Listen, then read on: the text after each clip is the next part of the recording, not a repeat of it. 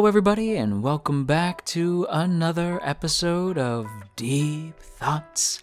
And today we are talking about episode 11, Formation of Special Fire Force Company 8, the Mightiest Hikeshi. Before we begin this week's video though, I do want to say thank you to those of you who shared last week's video over on Twitter, namely at Nacho Gashardo and at Fate Caden. Thanks so much for sharing last week's video, you guys, and if you too would like to have your name shouted out in the next Fire Force video, then be sure to share this video around on the internet and then tag me at JoJo Talks Too Much over on Twitter, and I will be sure to shout your name out in the next Fire Force video. Now with that said, we have three things that we have to talk about. We have to talk about the origin of the 8th, we have to talk about Asakusa, and we have to once again touch on the beautiful art and animation. There's also something that I'm going to talk about towards the end of the video. It is important to note, but we will get there. Before we get to that part of the video though, let's go ahead and talk about the origin of the 8th.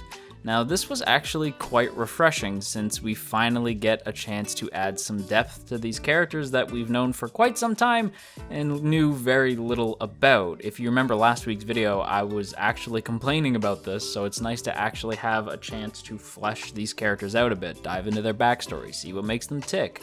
Since honestly, if you saw the podcast we did a couple days ago, I had actually commented that we actually knew more about Princess Hibana than we knew about the main cast. So it's genuinely nice to have a chance to get to know Hinawa, get to know Maki, get to know Obi a little bit more than we already do, which is not a lot. That said, they really do add a lot of character here to these, especially to Hinawa. We get a good amount of, like a small tidbit of information on Maki that does actually paint the rest of her character in a much more interesting light.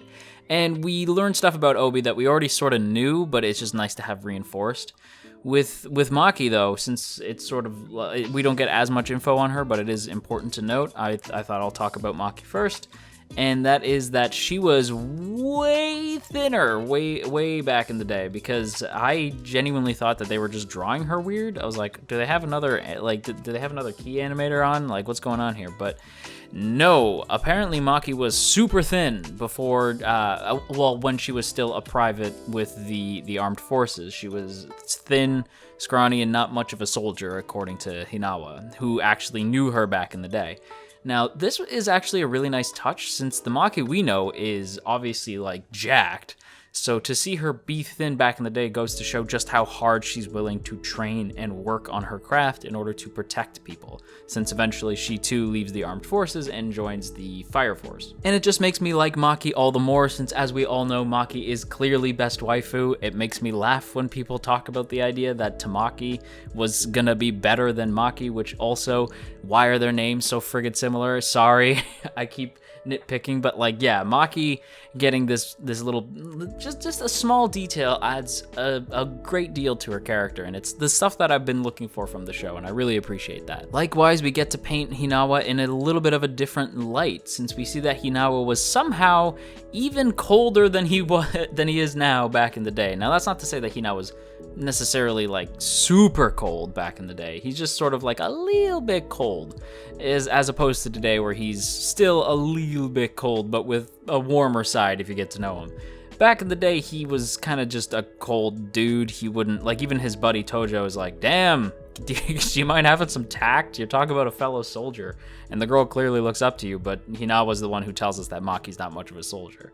So he still had, like, he gave zero anything. Like, the man just had just no patience, no tact at all. But at the same time, it's still Hinawa, and you can tell it's the same character, which I appreciate. Not just obviously because of the character design, but in his personality, it's the same dude, which I think is a nice touch. He's clearly changed, he's clearly grown thanks to Tojo, but it's not so much that he was a radically different person. And speaking of Tojo, it is very clear that this character had a big influence on Hinawa, even though we don't get to know this character for very long at all. We only really get to see maybe a couple minutes of this character before he erupts into flames, as one tends to do in this series. And Tojo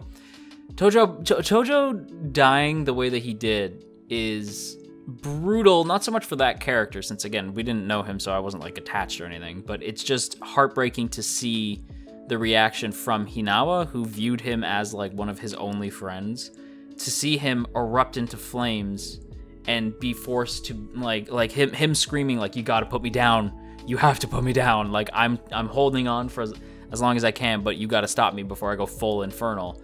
But the man couldn't pull the trigger because that's still his friend.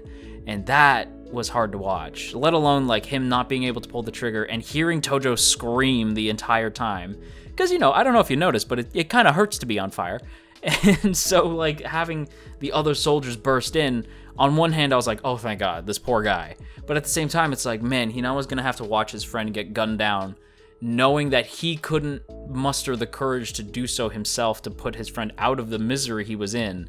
That's brutal stuff. And, like, we see the whole thing. It's not censored like a lot of the infernal stuff has been in previous episodes. This is on full display. It is tough to watch. Like, it was a brutal exit for this poor character. And like I said, this definitely influenced Hinawa in a big bad way, since the gun that we see him using in the present, or at least one of the guns we see him using in the present, is actually Tojo's pistol. It's the same gun that he was going to have baptized before everything, you know, popped off. So, and having Tojo influence Hinawa is a subtle touch to his character, but I do appreciate it, since Tojo seemed like a really sweet, genuine dude, and I think that's where Hinawa got sort of his compassionate side that we saw in the previous episode. I think a little bit of that came from Tojo.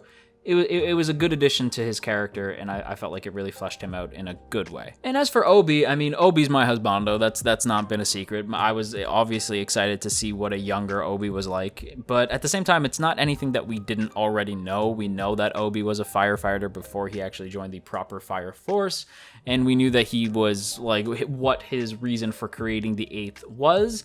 I will say that it's, like, real easy to make a fire force, apparently. We don't really get to see what any of, like, the paperwork was like, but again, did you really want to see paperwork in Fire Force? I feel like the main reason most of us come here is for the animation. But it was nice to actually have Obi meeting Hinawa, like, seeing that first meeting and knowing that Obi picked Hinawa to help him find the cause of infernalization and, like, clear all the bad seeds out of the fire force like that. And we do see a couple bad seeds, like, in the flashback, and they are truly disgusting people. But seeing Obi, like, pick Hinawa and Obi, like, really come to a sort of understanding about each other, since neither of them really have faith. They both say, like, they're not really strong believers in the god Soul, which is, like, the soul being, like, I think the only real god in this universe, and, like, the one that they pray to all the time with the Latom thing. And it's what I find interesting about these two is that neither of them really have, like, a strong faith, but just a strong sense of justice and a love for humanity. They don't want to see people go out like as though they're just points. They're just something to be taken down, like, as part of the job. Like, they still have this sort of compassion for the infernals, and they want things to be done humanely.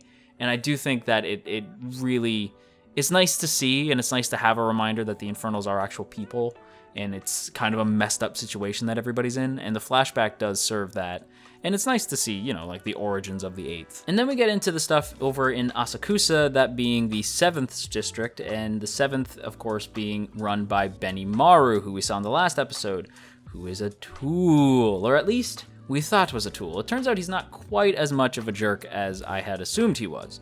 He's actually kind of compassionate, though it's sort of masked under this, like, exterior of just general douchiness. He just kind of acts very standoffish, but deep down you know that he's a good dude, because all the people in Asakusa are, like, idolize the guy, and they give him, like, gifts. They ask him to, like, go for drinks with them, and he's always kind of cold and distant, but it's never in a cruel way, and it's not like he doesn't take the gifts and actually enjoy them, even though he says, like, the candy's too sweet or whatever it was that the old lady gave him.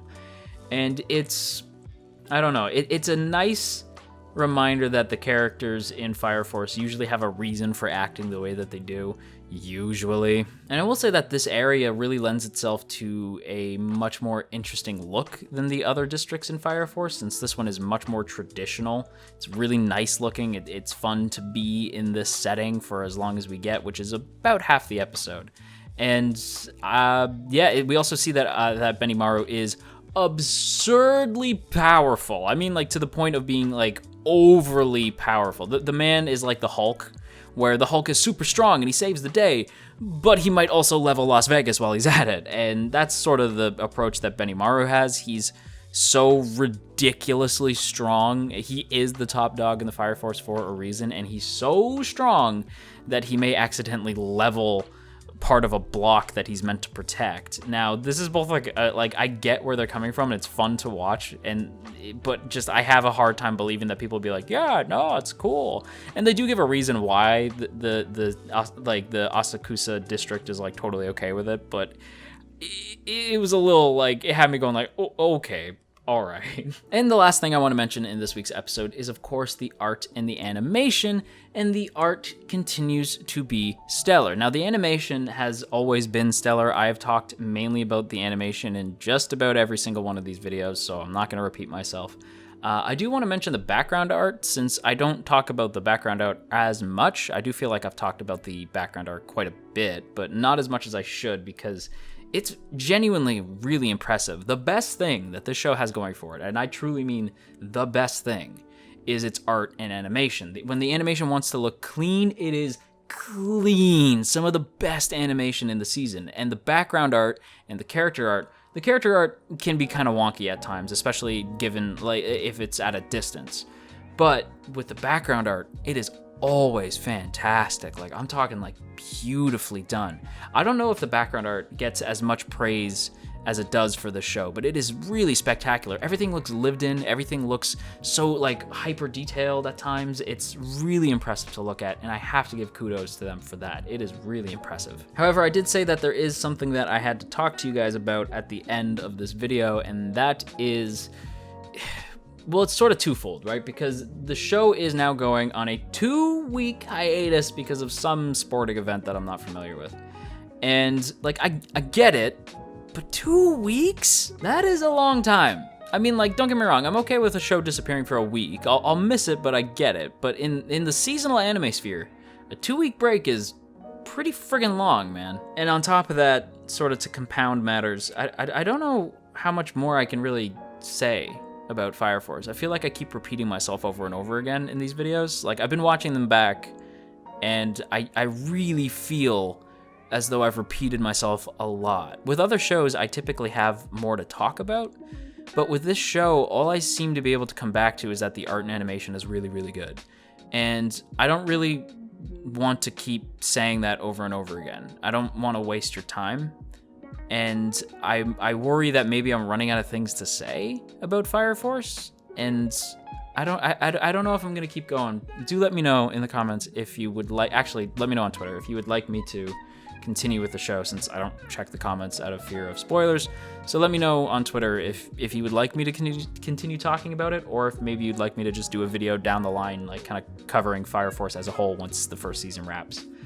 Let me know. To wrap up this video, though, I'm gonna give this week's episode a solid B. It's a B tier episode. Enjoyed it. It's always a fun time watching Fire Force. There's stuff that annoys me, but overall, it's always a good time. But hey, before I finish this video, as always, I have to give a big shout out to the good folks over on Patreon, namely those in the Earl Grey tier: Calvin Atkinson, Crowbar of Irony, Dominic, Urza, Ginkotaku, No for Nothing, Maria Teresa, Mirth Mouser, Nye, Omnigaramond, Cell, Shadow Creative, Sipco Games, Somastan, Steven, Tristan, and Veridon. Thank you all so much for your continued support over on Patreon, and if you too would like to join the T Squadron, then by all means go ahead and check out the first link in the description to check out our Patreon page, see all the cool rewards you can get over there, as well as access to our Patreon exclusive Discord. But on that note, everybody, that is going to be a video, so I hope you all enjoyed today's video, and if you did, you've probably been on the internet long enough to know what to do already, so I ain't going to tell you, but I will say that it is appreciated.